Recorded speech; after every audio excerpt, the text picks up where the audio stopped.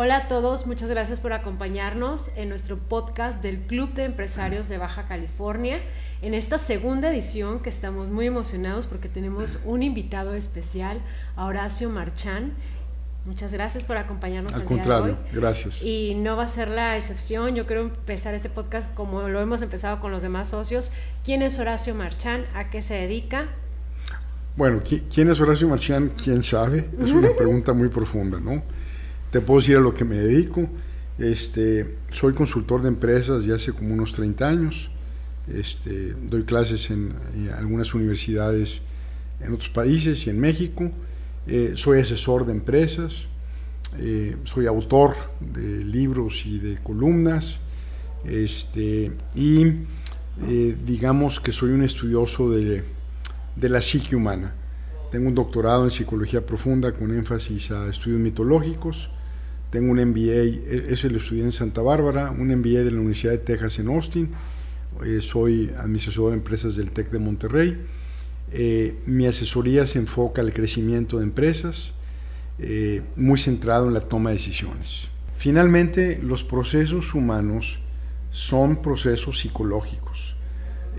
Antes que la acción, antes que la ejecución, antes que la consecuencia, está el pensamiento. Entonces, la psique humana pues involucra en todos los procesos humanos. En el caso del marketing, sin entrar en la definición académica, puedo decir que la mercadotecnia es una orientación hacia el mercado, es una vocación hacia el mercado, es un proceso donde se tiene claro a dónde debemos de dirigirnos. La relevancia hacia el mercado está determinado por el sujeto que la recibe. Por ejemplo, el podcast yo voy a decir puras cosas irrelevantes, pero en el momento que una persona dice, esto a mí me sirve, ahí adquiere relevancia mi comentario. Entonces, el valor está en el sujeto, no en el objeto. ¿Me explico? Entonces, la psicología, en este caso concreto de tu pregunta, pues sirve para entender la conducta del consumidor, que a veces ni el propio consumidor lo puede explicar. Entonces, entender el mercado es un proceso de humildad, de lectura, es un proceso de sensibilidad, de cómo a base de iteración es diferente a interacción, iteración es como ejercicios constantes, se va descubriendo finalmente dónde hay receptividad a la propuesta de valor. Súper interesante. Entonces, tú, por ejemplo, ahorita hay muchas empresas, muchas de ellas ni siquiera tienen un departamento de marketing. ¿Tú qué podrías aconsejar a este tipo de empresarios que ni siquiera, o sea, te quieren vender, traen la venta, traen la idea, traen la emoción de su proyecto, pero ya al momento de no tener un departamento de marketing, ni siquiera llegas a la parte de la psicología, de poder estudiar qué hacer con ese... Pues es que mira, hay dueños que, ¿cómo decirte? Hay arquitectos que no tienen sensibilidad arquitectónica. Entonces, hay una frase muy bella, la mercadotecnia es tan importante como que no conviene dejársela a los mercadólogos, ¿verdad? Entonces, el área de marketing es una forma de formalizar la energía del marketing en el negocio, pero a final de cuentas nada le gana a la orientación natural o al instinto que tenga el fundador. Te pongo el caso de Starbucks, por ejemplo. Pues nunca vimos anuncios de Starbucks en sus comienzos, y era un instinto de este señor Howard Schultz, ¿no? Él se fue a Italia, hizo varias pruebas, compró varios cafés, fracasó, iterar, y finalmente pues se va alineando al mercado. Otro gran mercadólogo pues es Microsoft, otro gran mercadólogo es Jeff Bezos. Jeff Bezos dice, el de Amazon, no me inviten a juntas donde no se hable del cliente. Eso es matón, me explico. Entonces, el área de marketing puede funcionar como para hacer oficial la orientación, pero nada le gana a la orientación. Y para terminar, la mercadotecnia se divide en dos. Está el marketing táctico, el operativo, el de las 4P, la comunicación, las redes sociales, el day to day, y está el marketing estratégico.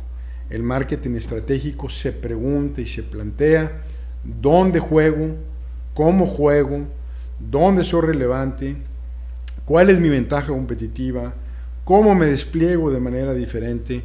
Entonces hay que separar esas dos funciones. El marketing estratégico suele desaparecerse o desvanecerse a veces en la urgencia del táctico.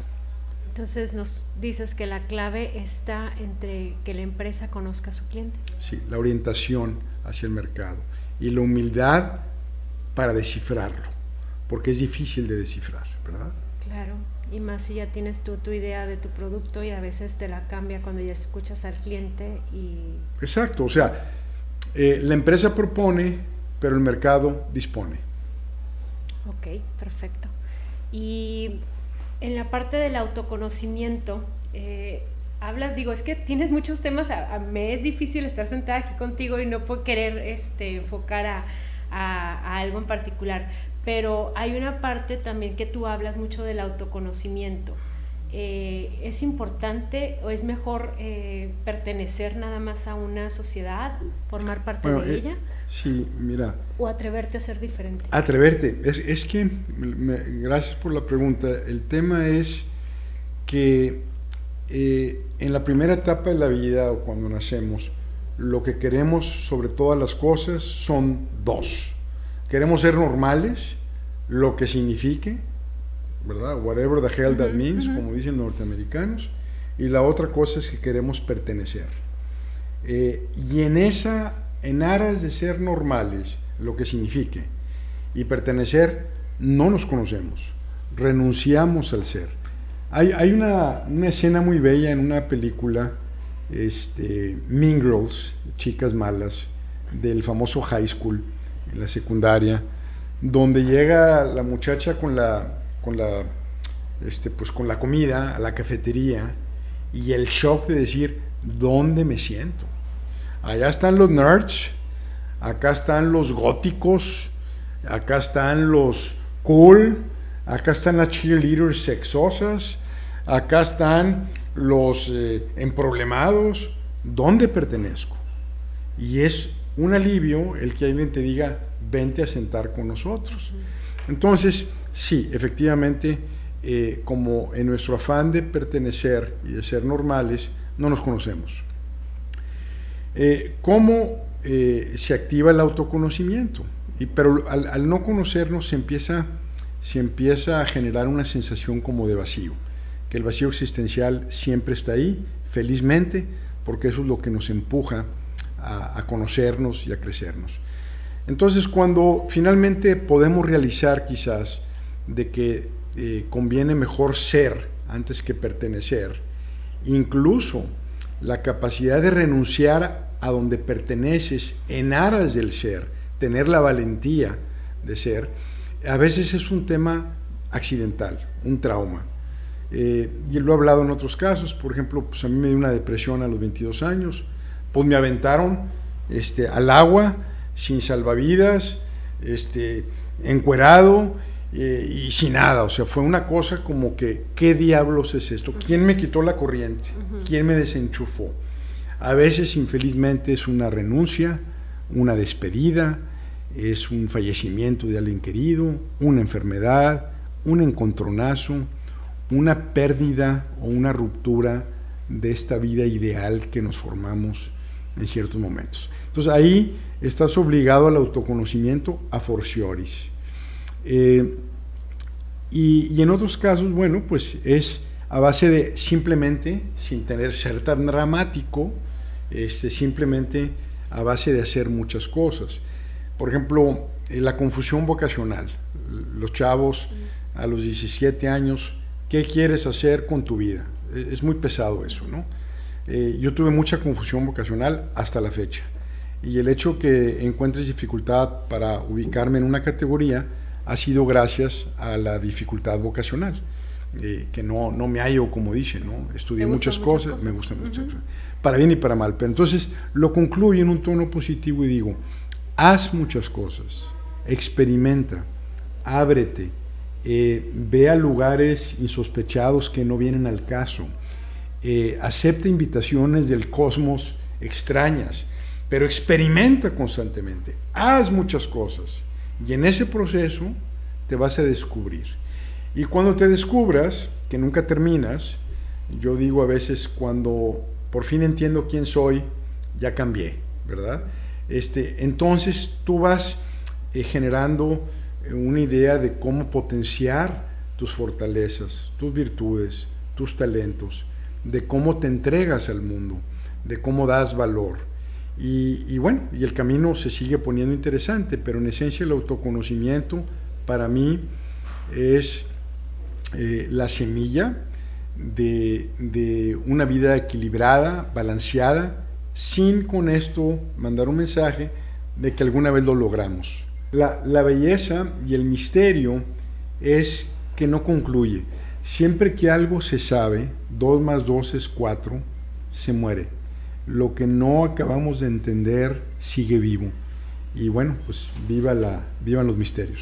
Hablaste de muchas cosas y digo, lo resumiste muy bien, porque el autoconocimiento pues requiere de mucho tiempo, inclusive al principio lo comentas de cierta forma, pero te enfrentas también a hacer en contra de, por ejemplo, un autoconocimiento que te enseña o que te saca de lo que se acostumbra en familia, por ejemplo. O sea, ¿qué pasa cuando estás en tu autoconocimiento y ves que no concuerdas con lo que se ha hecho por generaciones? Es correcto, es como un rompimiento, ¿no? Un rompimiento al guión familiar, al script.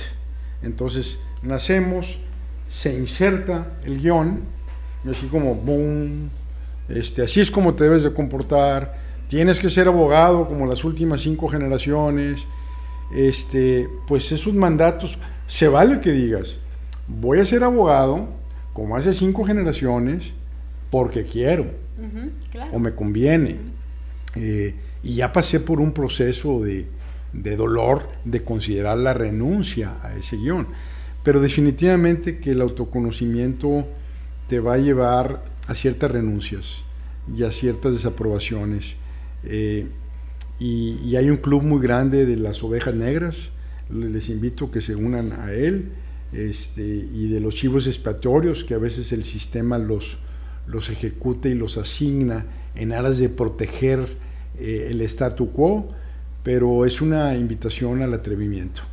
Oye, Horacio, ahorita que nos comentas toda esta parte de autoconocimiento, una persona, como bien dices, pues nunca deja de autoconocerse, ¿no? Porque te vas renovando cada vez más y vas aprendiendo, te vas relacionando con otras cosas. ¿Hay algún momento donde tenga la persona como esa tranquilidad de que ya llegó a esa parte? Es cuando ya dices, pues estoy a gusto con lo que hago, me siento bien, no siento ese vacío de que no estoy en el lugar donde debo estar. Ahí es donde ya entraste en un autoconocimiento temporal. O estoy a gusto con el vacío. Ok. ¿Verdad? Okay. Yo creo que estoy a gusto con la confusión. Estoy a gusto con mi confusión vocacional. Me siento bien de que a veces tengo pensamientos muy malos. Es decir, acepto mi sombra, acepto mi lado oscuro. Tengo ganas de matar a alguien, pero no lo voy a matar.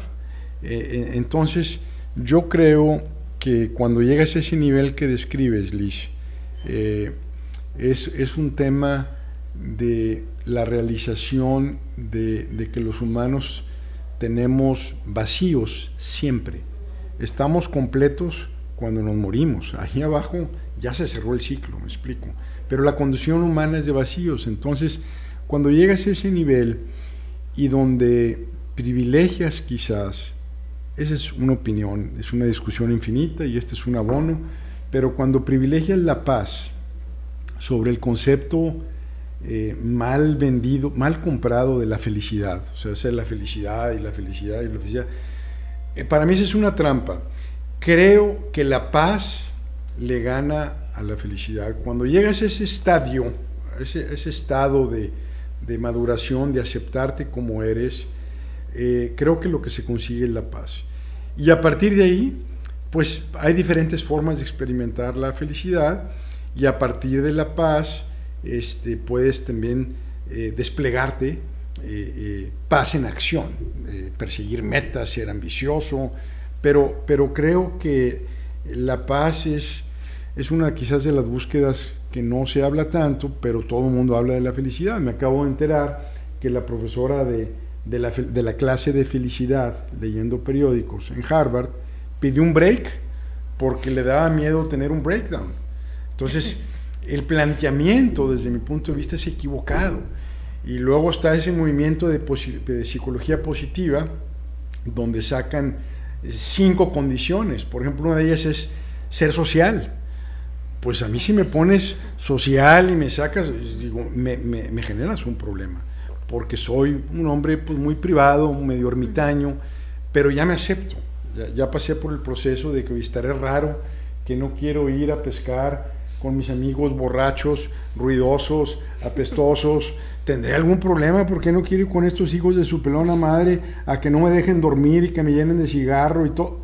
Ah, no, pues no quiero ir y ya, ¿me entiendes? Entonces, para redondear, yo creo que nunca terminas, simplemente aceptas. La aceptación es muy poderosa. Aceptar la realidad y hacerte responsable de tu vida es muy poderoso. Perfecto.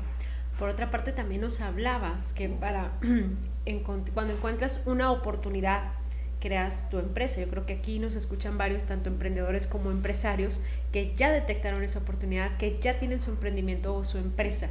¿Cómo detonan una vez que ya van? De hecho, lo explicaste un poquito hace ratito, pero ya vas bien, y ¿en qué momento vas y detonas en más ventas o para que se triplique esa empresa o emprendimiento? Mira, la esencia de los negocios, como yo lo simplifico, es exploras, iteración, un experimento, otro experimento, muchos experimentos chiquitos, muy rápido, donde fracasas muchas veces, barato. ¿Okay? Entonces aprendes, ya perfeccionas, a tu pregunta, ya perfeccionas y dices, tengo una propuesta de valor relevante que está explotando esta oportunidad. Soy relevante, soy diferente y le voy a ganar a todos. Bueno, en ese momento ya pasas de la exploración a la detección y llega el momento de la explotación. La explotación demanda velocidad. Obviamente la velocidad demanda recursos.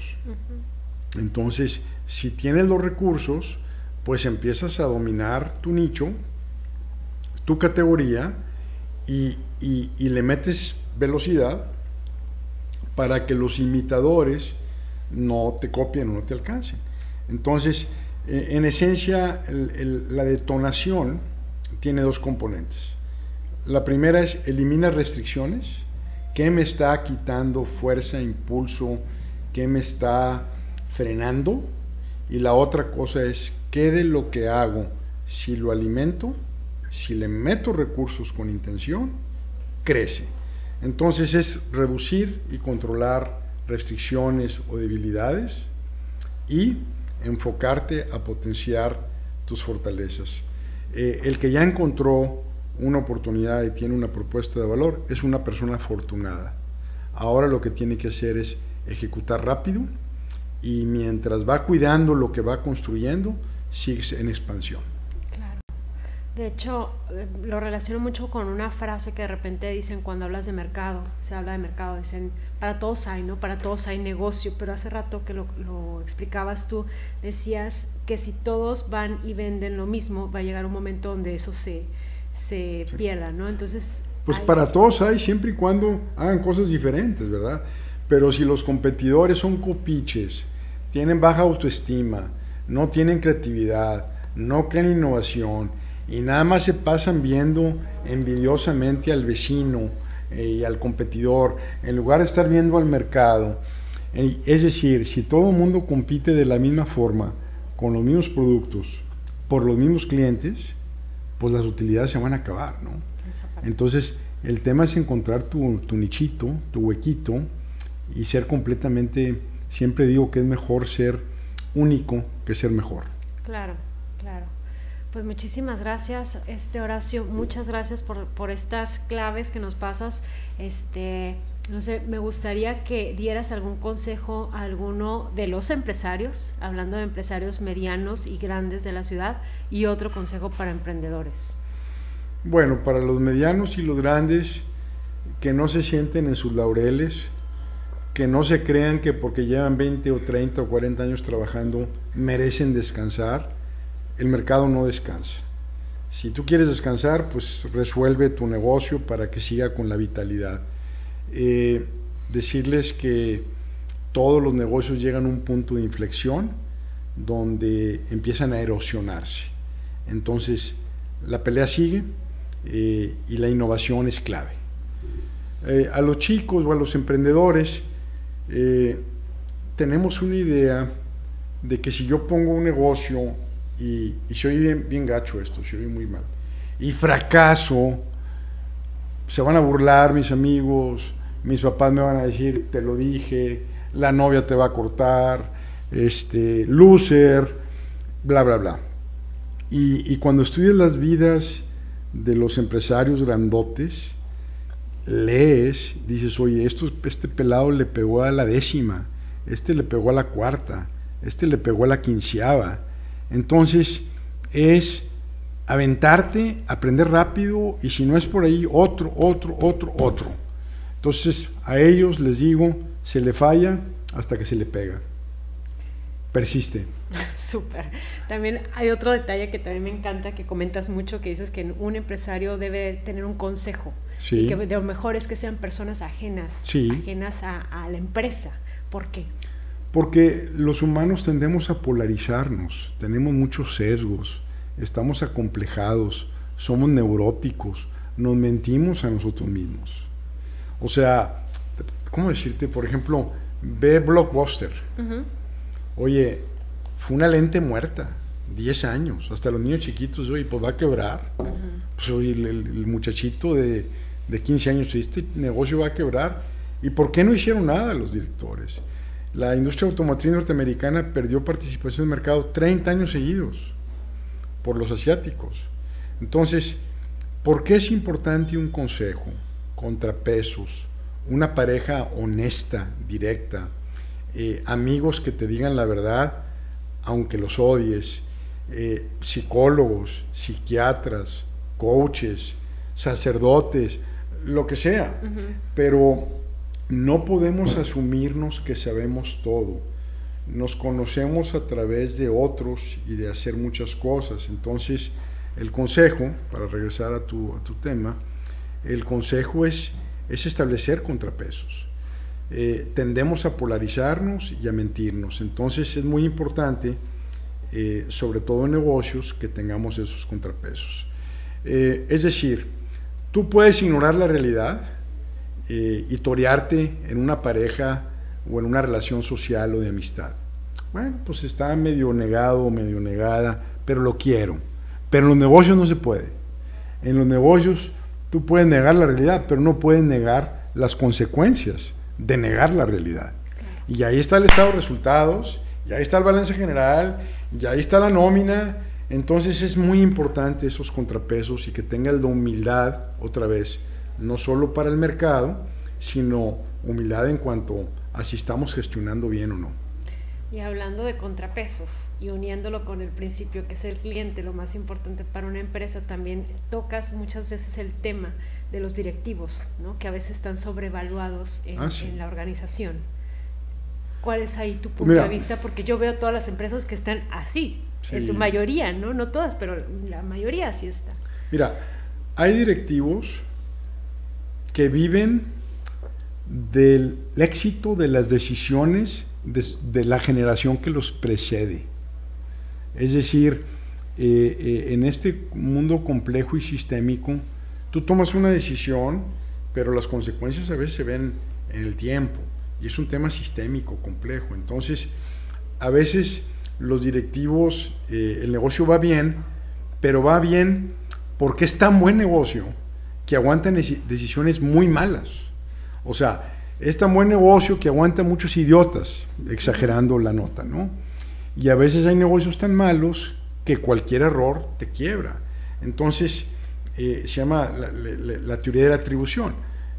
Cuando las cosas salen bien, yo las atribuyo a mí, y cuando salen mal, pues es las circunstancias, ¿verdad? Claro.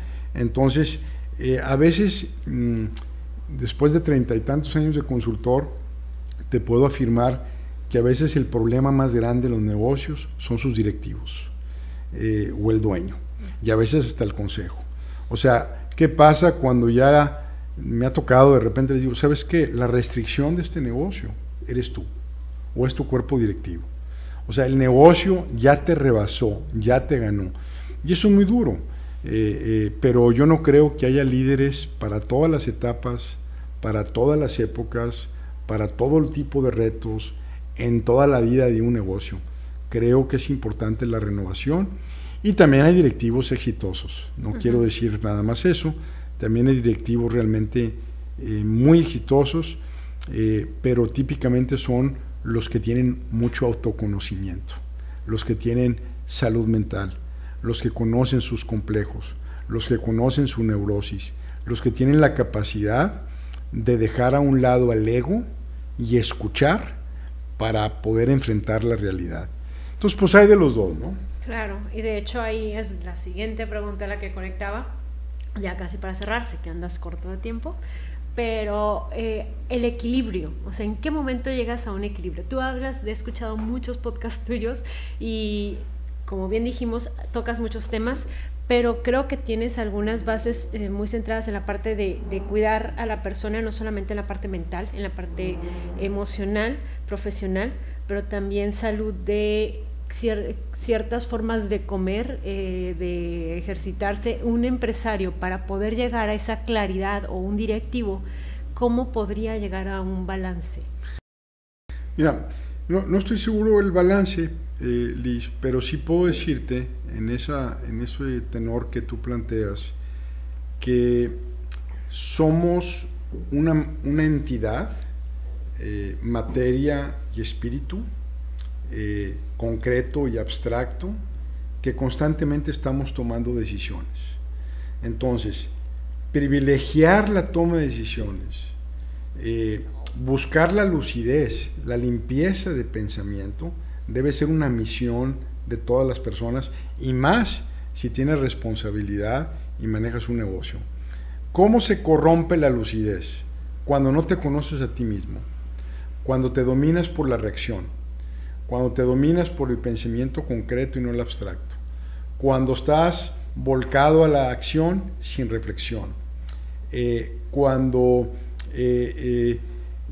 llega el momento donde estás tomado por cosas que ni siquiera conoces. Las personas que se conocen entonces tienen esa capacidad de privilegiar la lucidez. El ejercicio, pues si tú no haces ejercicio, la máquina, el cerebro no trabaja igual. Si te intoxicas, la máquina no trabaja igual. Si te desvelas, la máquina no trabaja igual. Entonces yo no quiero juzgar a los que toman, fuman, se desvelan, hacen drogas, o sea, cada quien, yo no juzgo, pero lo que sí sé es que si te mueves conforme al planeta, si comes bien, haces ejercicio, cuidas lo que comes con los ojos, con la boca, con los oídos. Si tú proteges el mecanismo de toma de decisiones, pues las posibilidades de que tomes mejores decisiones crecen.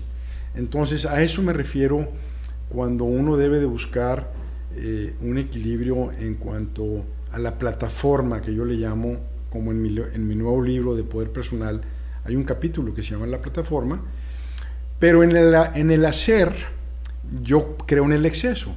O sea, el exceso creativo, pero que no te desbalancee, que no te saque de tu plataforma, ¿no? Entonces, por eso es que privilegio el tema de tener una maquinaria aceitadita, un cuerpo en buena condición, porque somos primero que nada animales y necesitamos del cuerpo para tomar buenas decisiones. Excelente. Pues muchas gracias, Horacio. ¿Algo más con lo que quieras cerrar? Sí, pues gracias que me invitas. Saludos a Tijuana. Me encantó que me invitaran aquí al Club de Empresarios. Me permito dar mis redes si me da chance. Sí, en Instagram estoy como Horacio.Marchán. Tengo un podcast que se llama Horacio Marchán el Podcast. Está en Spotify, YouTube y iTunes. Mi página es horaciomarchán.com, ahí tengo concentrado todo mi material, en Facebook también, en Twitter, y bueno, pues ojalá que me vuelvan a invitar aquí a Tijuana, y a ver si te voy a mandar un libro, se llama Poder Personal, sale el mes que entra, y gracias por invitarme. No, muchísimas gracias a ti por acompañarnos, por venir desde Monterrey, norteño también, así que gracias por brindarnos un poquito de tu conocimiento y de tantas experiencias.